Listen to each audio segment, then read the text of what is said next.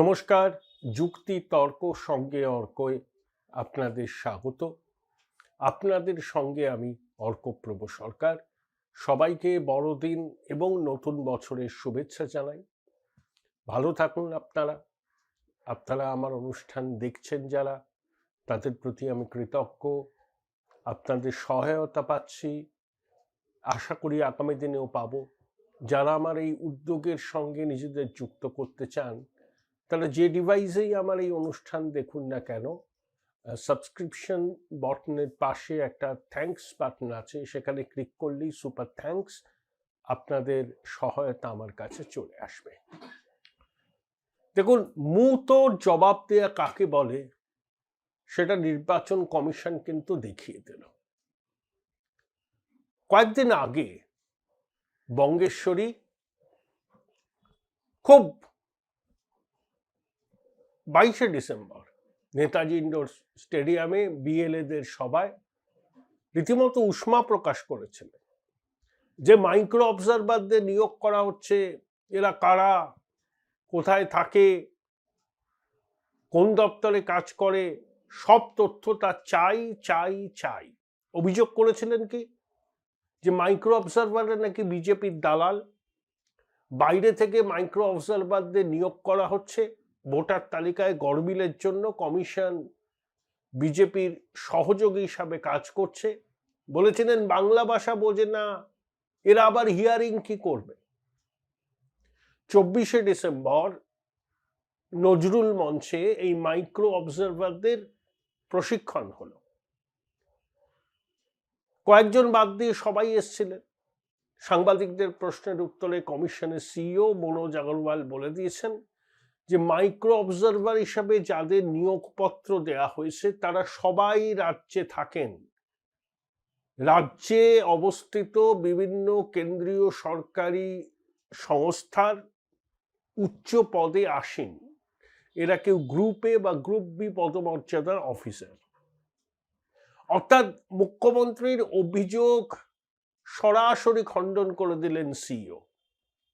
পরিষ্কার বলে দিলেন যে সমস্ত মাইক্রো অবজারভার এই রাজ্যে থাকেন, এই রাজ্যের কেন্দ্রীয় সরকারি দপ্তরে তারা কর্মসূত্রে রয়েছেন।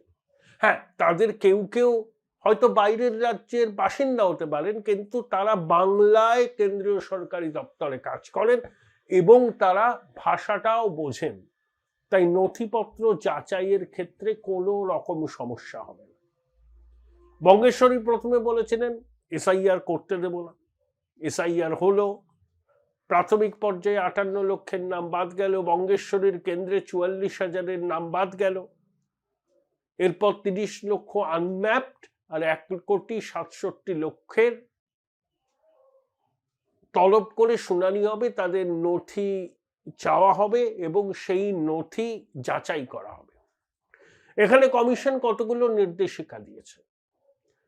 ধরুন একজনকে শুনানির জন্য ডাকা হলো, তিনি নথি জমা দিলেন, সেই নথি কিন্তু যাচাই করতে হবে আধিকারিকদের।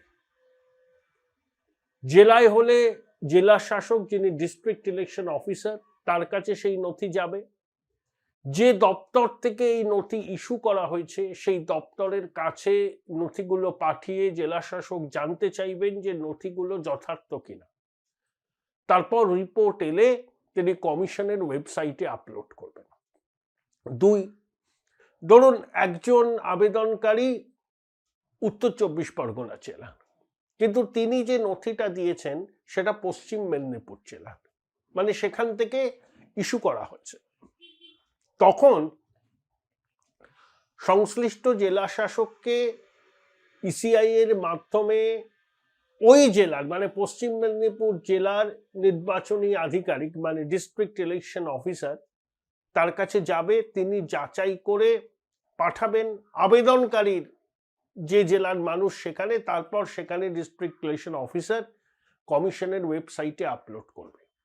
ধরুন একজন কলকাতার ভোটার, কিন্তু তিনি যে নথিটা দিয়েছেন সেটা মহারাষ্ট্র থেকে ইস্যু করা। তখন সংশ্লিষ্ট আধিকারিককে, কমিশনের সিইও কে সেই নথি পাঠাতে হবে।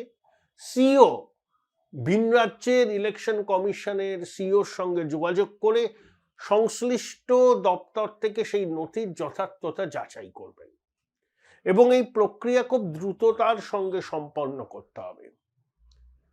কমিশনের স্পষ্ট বক্তব্য, তালিকায় যেন কোনো অনিয়ম না হয়, একজন প্রকৃত যোগ্য ভোটারের নাম যেন তালিকা থেকে বাদ না যায় এবং একজন অযোগ্য ভোটারের নামও যেন তালিকায় না থাকে। কাজটা কঠিন কিন্তু অসম্ভব নয়।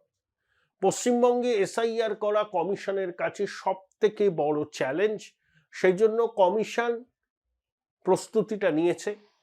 তা সত্ত্বেও আমার ধারণা যে 100% নির্ভুল তালিকা বার করা সম্ভব নয়, কিছু জল থাকবেই। কারণ যে রাজ্য প্রশাসন এসআইআর এর বিরুদ্ধাচারণ করছে, যে রাজ্যের আধিকারিকদের অধিকাংশই অনুপ্রাণিত, অনেকে গৃহপালিত, তাদের পক্ষে কমিশনের কাজকে সর্বান্তকরণে সমর্থন করা সম্ভব নয়। যদি একজন আধিকারিক কমিশনের নির্দেশ মেনে তার দায়িত্ব পালন করেন, বঙ্গেশ্বরী রোশানলে তিনি পড়বেনই। বঙ্গেশ্বরী চান যে তিনি যেটা বলছেন সেটাই মানতে হবে, তিনিই আইন, বাকি আইন কিছু নয়। তার মুখনিসৃত বাণীকেই তিনি বলেন আইন, এবং সেই আইন, তার মুখনিসৃত বাণীকে যাতে আধিকারিকরা অক্ষরে অক্ষরে অনুসরণ করে সেটা বঙ্গেশ্বরী এনশিওর করতে চান। সেখানে ব্যতিক্রম ঘটলেই তিনি কিন্তু সেই আধিকারিক দিয়ে চিহ্নিত করে রাখেন, সময় হলে তাকে উপযুক্ত শাস্তি নিশ্চিত করেন। এই যে ডব্লিউবিসিএস অফিসারদের এজিএম হবে, হচ্ছে না, এখন আধিকারিকরা ব্যস্ত। মুখ্যমন্ত্রী তাদেরকে চিঠি পাঠিয়ে বলেছেন কঠিন সময়ের মধ্যে দিয়ে আধিকারিকরা যাচ্ছেন, তিনি পাশে আছেন। এটার মধ্যেও একটা বার্তা আছে। বার্তাটা হচ্ছে এই যে আমি আছি, তোমাদের সুখ দুঃখে থাকি, ভিডিওদের জন্মদিনে উইশ করি, প্রত্যেকের সঙ্গে আমার পার্সোনাল একটা টাচ থাকে। তোমরা ভাই আমাকে নির্বাচনটাকে উতরে দাও, আমি আইন, আমার কথা শোনো, আমি ছিলাম, আমি আছি, আমিই থাকবো। অর্থাৎ যেখানে প্রশাসনের সর্বস্তরে বঙ্গেশ্বরীর একেবারে সুদৃঢ় নিয়ন্ত্রণ এবং প্রশাসন একেবারে দলদাস, সেই প্রশাসন কমিশনকে সর্বতভাবে সহায়তা করবে এটা আমি বিশ্বাস করি না, সম্ভবত কমিশনও করে না। প্রথম 2 সপ্তাহ কমিশন এদের উপর ভরসা রেখেছিল, কিন্তু তারপর বুঝতে পারলো যে এদের উপর ভরসা রাখলে এসআইআর প্রক্রিয়াটাই হবে না। তারপর কমিশন তার মতো করে পদক্ষেপ নিয়েছে এবং তাতেই মুখ্যমন্ত্রী চোটে লাল। কখনো জ্ঞানেশ কুমারকে ভ্যানিশ কুমার বলছেন, কখনো সিইও কে নাম না করে দুর্নীতিগ্রস্ত বলছেন। সর্বত্র আতঙ্কের একটা ছবি দিদিমণি তুলে ধরছেন যে এসআইআর হচ্ছে, গেল রাও। প্রথম 2 সপ্তাহ তৃণমূল ভালো খেলেছিল, কিন্তু কমিশন যেই লুপহোলস গুলো চিহ্নিত করে সেগুলোকে দূর করার চেষ্টা করছে, তখনই দিদিমণি আর খেলার ফাঁকা মাঠ পাচ্ছেন না। তাই তিনি বিষোদ্গার করছেন, বরককে হুমকি দিচ্ছেন, কমিশনকে কি বলবো আর কি, যা মুখে আসছে তাই বলছেন। আসলে তিনি আরিজ আফতাবের মতো অনুপ্রাণিত আধিকারিককে চান কমিশনের সিইও হিসাবে, আর রাজীবা সিনহার মতো কেউ একজন দেশের মুখ্য নির্বাচন কমিশনার হোক সেটা চান। রাজীবা সিনহা পঞ্চায়েত নির্বাচনে কি করেছিল আপনারা জানেন? হাইকোর্ট যখন রীতিমতো মানে কি বলবো আর কি, Join Indian Institute of Hotel Management now. Right choice, right decision.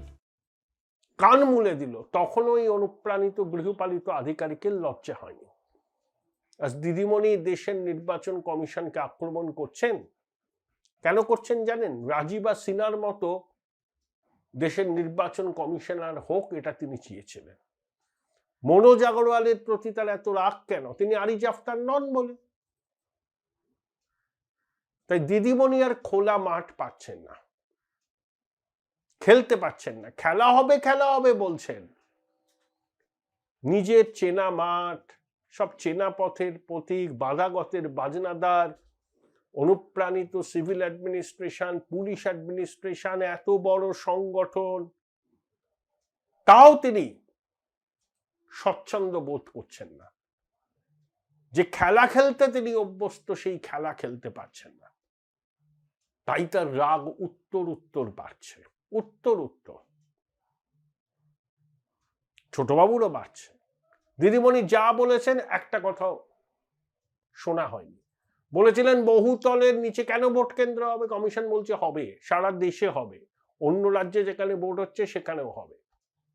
SIR বাড়ি না করতে দেব না বলে সুসুর করে এসআইআর এ দলকে নামিয়েছেন।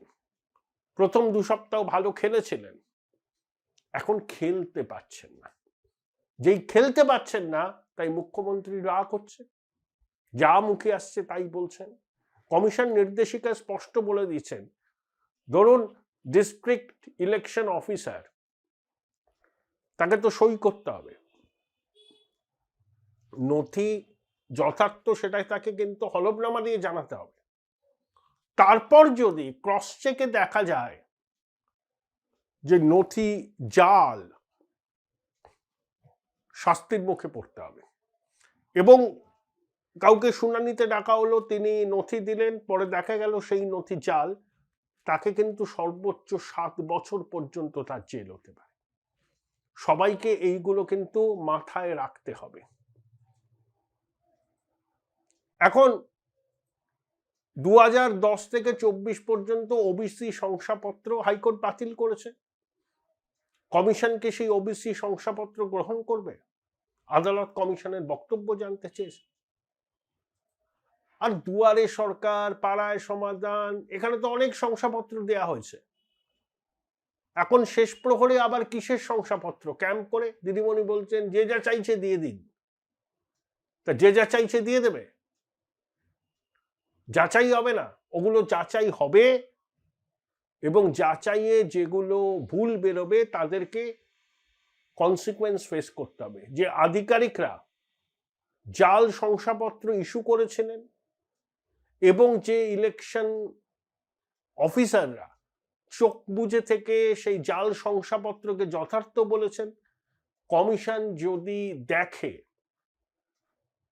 যে এগুলো ইচ্ছাকৃতভাবে বিভ্রান্ত করা হচ্ছে কমিশনকে, ভোটার তালিকাকে গরমিল করার জন্য, শাস্তির মুখে পড়বে।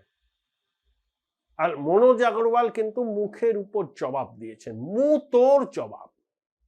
বঙ্গেশ্বরী মাইক্রো অবজারভারদের নিয়ে বঙ্গেশ্বরী যেসব কথা বলেছিলেন, বাইরের রাজ্য থেকে নিয়ে আসা হচ্ছে, বিজেপির দালাল, বাংলা ভাষা জানে কিনা, তাদের সব তথ্য তার ফিঙ্গার টিপসে থাকা, চাই চাই চাই।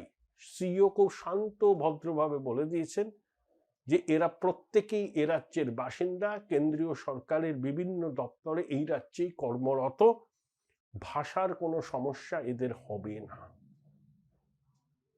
মুতোর জবাব একেই বলে, যেটা মনোজ আগরওয়াল বঙ্গেশ্বরীকে দিয়েছেন, অবশ্যই নাম না করে।